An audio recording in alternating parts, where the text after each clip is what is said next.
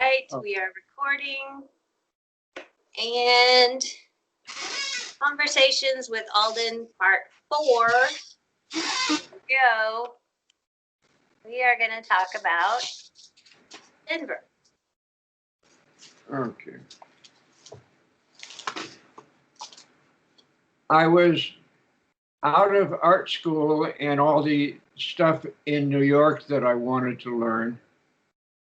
And let's see, I had been applying for a job as a display assistant at Macy's in New York and didn't get it. So I was upset and disappointed and in the kind of fuck it mood.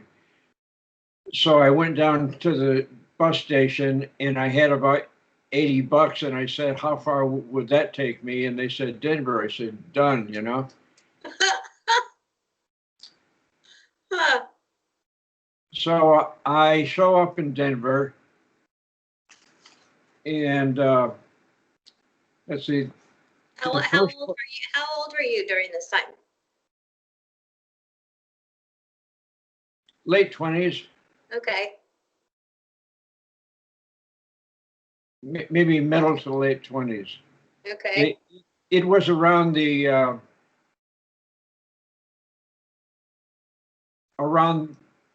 mid 60s, 64, 65, which would have made me 24, 25, something like that. Okay. So you get to Denver. Yeah. And let's see. The first place that I stayed was a cowboy flop house. That doesn't need, you know, there's no stories with that except that a kind old cowboy gave me a pair of well broken in cowboy boots so that I wouldn't be out of place there. Nice. And the first job was operating the go-karts or the bumper carts at an amusement park there. But eventually I got serious and got a display job. And let's see, I had been renting the upstairs of a garage across from the governor's mansion. And I was there one day when the guy who had been managing the house was leaving, you know, and the owner was wondering who to put in next. So I raised my hand, me, I can do this, you know. So, okay.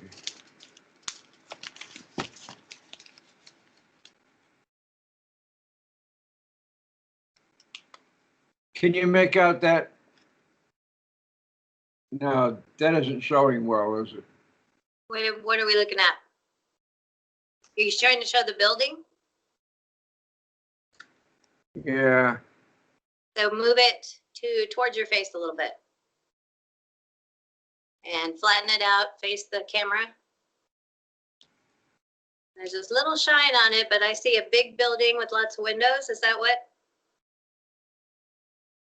Or the statue? I did. This isn't working. We'll find another way to do it. But anyway, so I ended up with a 14-room mansion across from the governor that was costing me $125 a week. What?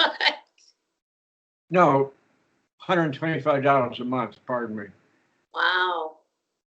This was the kind of in the 60s with you could see how the hippie communes in San Francisco grew because their rents were very low at that time also.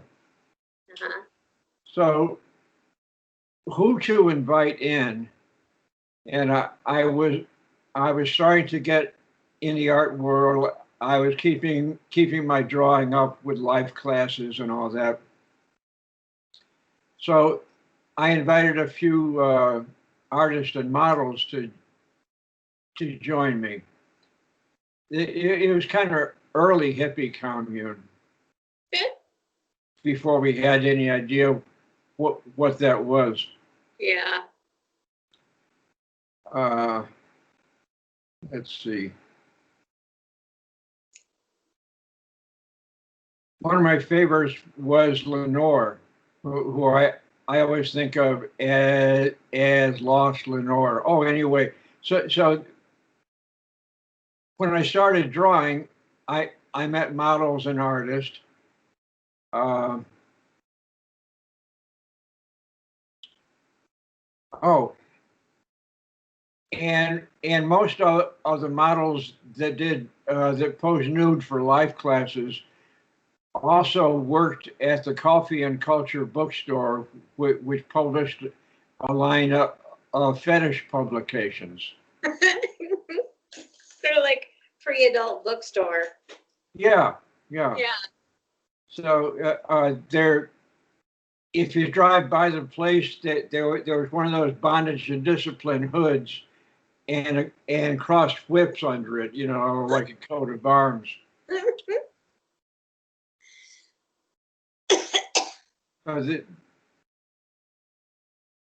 That that gives you a clue how we got to that scenario out on the concourse of the Denver airport.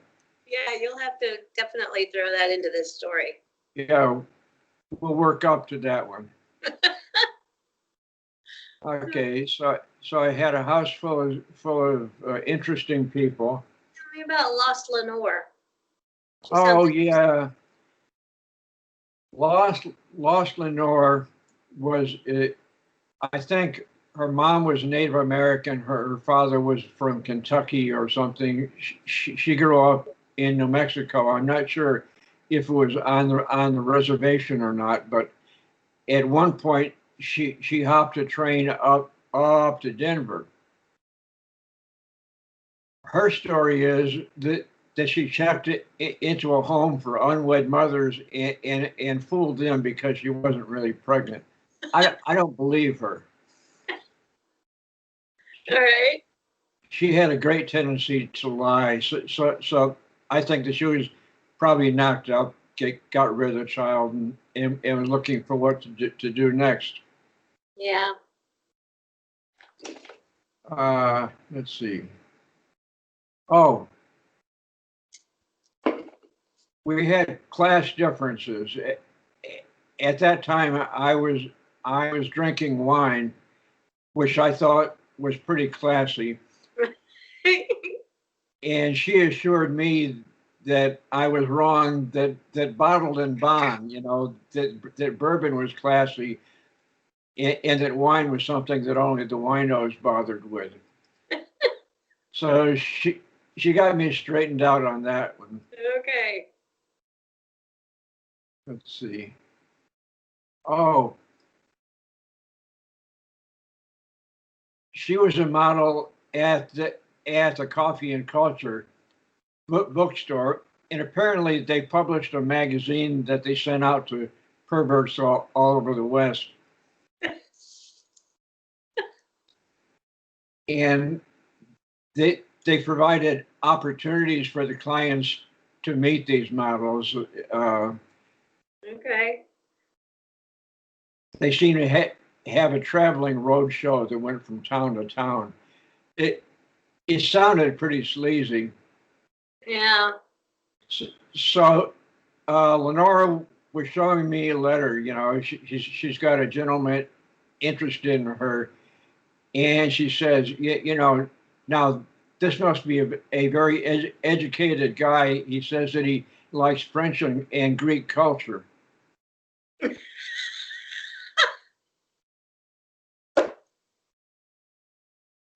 Oh. She Oh. didn't know. So She naive. didn't know what that meant. I think you've heard the phrases before. Yes. Yeah. Yes. Oh, such, first, and you see this over and over again. People who are so, like in that industry or prostitution or something can be so naive about some things, right? Yeah, Still. yeah. yeah. She had her own version of what was going on, and then she told me that that she'd been doing a lingerie modeling. You know, and I thought that was a little bit strange because she's kind of a big bone Native American lanky gal who is not the usual model type. Yeah. So she tells me about her and this other girl getting dressed up in lingerie, putting on boxing gloves, and then pretending to fight each other. I said, yeah, That's that all sounds lingerie. that sounds like a real entree into the fashion business. I like, Oh, poor girl. she finally took off with that guy with an alcoholic guy from Kentucky that we had, who was kind of her soulmate. Oh, Lost Lenore is a good name. Hmm? Lost Lenore is a good name. Yeah. Yeah. She Wow. uh, Any other interesting people live there? let's see. There was a guy up on the third floor who had who was a sculptor from like South Dakota, where they don't do that kind of thing. So he had come down to the big city to be an artist. So he had a space up there and did sculpture, and that Yeah. was not. He stayed busy. Uh, there was one lady who came with the place who was an outright hooker. I mean, uh, she didn't live in the room. She didn't socialize with the other residents. She just kind of popped in with her gentleman callers occasionally, and Did her business and left? yeah. And the place looked classy enough so that I think people felt safer going in there than they would have been to, like, the Broadway Central. Yeah. Yeah. Let's see.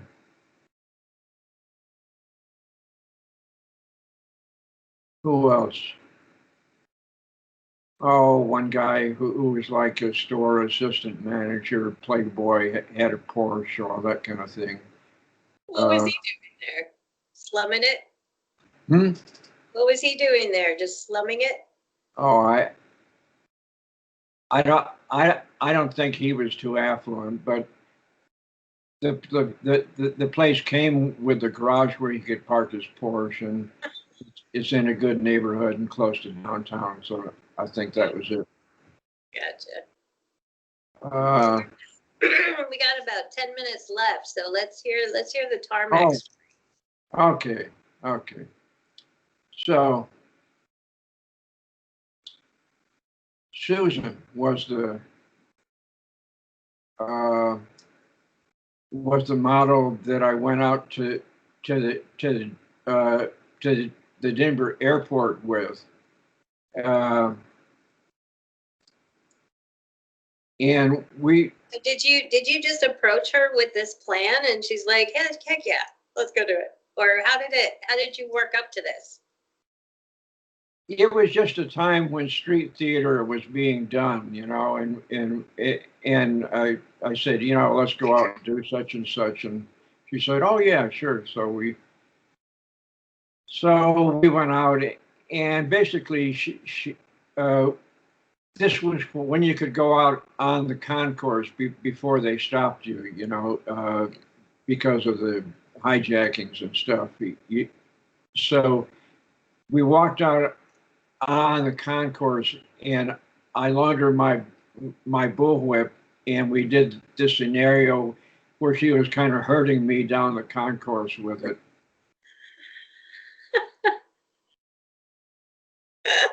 We like to shock people. That was Yeah, good. yeah. And I'm sitting here, I'm imagining people sitting in there because all of the banks of windows Yeah, face the concourse, right? yeah, So you're walking in front of everybody sitting inside with this this sort of live theater Yeah, fetish thing going on. They didn't kick us out. I don't think they were fast enough. They didn't have a code for that kind of emergency. Who do you call? Who's in charge? Yeah. What do we do?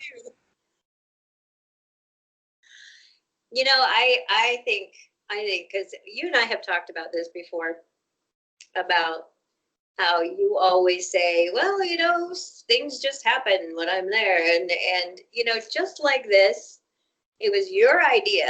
I made that one happen. Yeah, that was my fault. That would happen, and I think over the course of your life, I think you made a lot of things like that happen. Oh. I think that it was less just being in the right place at the right time, and more a function of who you were and who you are and how your brain works, which is fascinating to me. Fascinating. I'll take that. That's good. Let's see. And what was I just saying? God, they didn't know who to call. You were still at the airport. And then I segued into something else. Oh, yeah.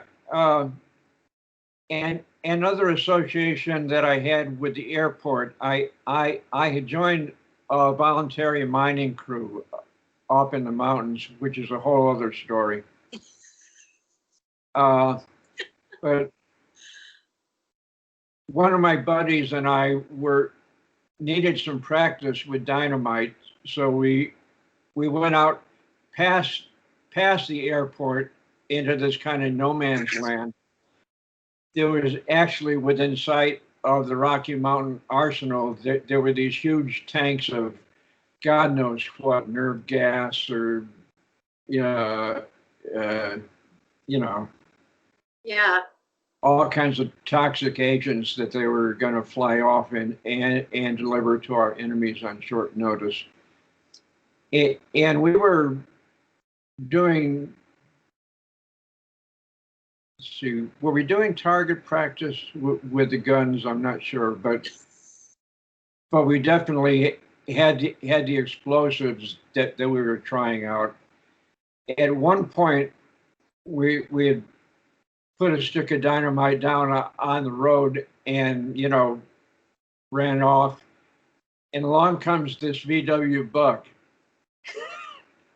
Oh no!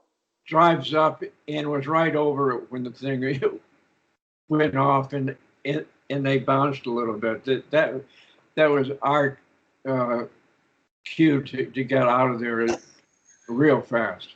Yeah. Oh, so you went off on your own to practice with explosives for your voluntary mining crew job. Yeah. And makes perfect sense.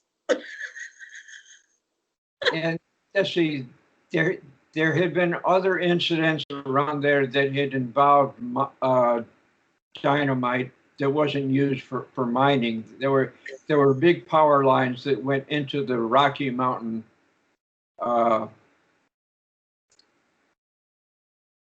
the Arsenal, Rocky Flats, where they made nuclear weapons and all that other kind of nasty stuff. Yeah. It was a few miles south of Boulder along the Front Range. And let's see, what was my association there?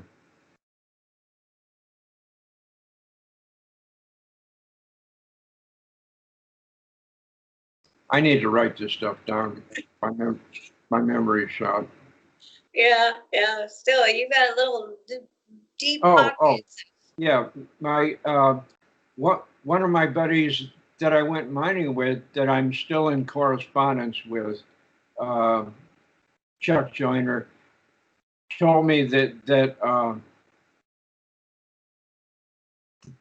he found out later that our little gang was on the list of people to be picked up in case of domestic unrest. Homegrown terrorists. Yeah, so, right, we were proto-terrorists, yeah, Yeah, I suppose. yeah. But Were you fortunately, we didn't involved do it. with any protest type destruction, or were you just out blowing shit up because it's fun? Blowing shit up because it was fun. Yeah, We didn't try to use it politically, yeah, but because it had been used in that area politically, someone had their eye on us. So yeah. I don't know how. Maybe the guy with the VW let them know.